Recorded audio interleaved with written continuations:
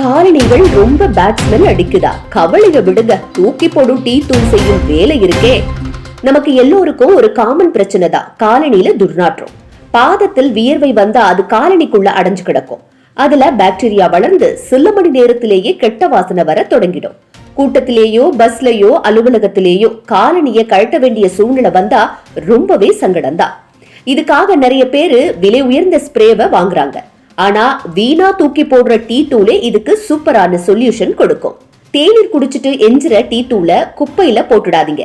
அத பக்காவா நிழல்ல நல்லா உலர வைங்க. ஈரமா வச்சிட்டீங்கன்னா அது கெட்டு வாசனை தரும். உலர்ந்ததும் ஒரு சின்ன பருத்தி துணியிலோ அல்லது பழைய சாக்ஸ்ல போட்டு கட்டி பாக்கெட் மாதிரி வையுங்க. இப்ப அந்த பாக்கெட்டை இரவு தூங்கும் முன்னாடி காலனிக்குள்ள வச்சிட்டீங்கன்னா மறுநாள் காலையில அதிசயம் பாருங்க, அந்த டீ தூள் காலனிக்குள்ள இருக்கும் ஈரத்தையும் துர்நாற்றத்தையும் உறிஞ்சி எடுத்துரும்.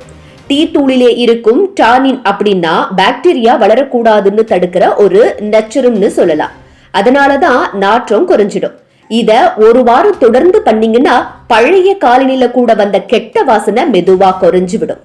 காலனியில அணியும் போது ஃப்ரெஷ் ஃபீல் வரும். ஆனா ஒரு முக்கியமான விஷயம், அந்த டீ தூள் பாக்கெட்டை 2 அல்லது 3 நாளுக்கு ஒரு முறை மாத்திக்கணும். இல்லைன்னா அது தானா ஈரமாயிடும். புதிய டீ தூள் தான் மணத்தையும் ஈரத்தையும் நல்லா உறிஞ்சும்.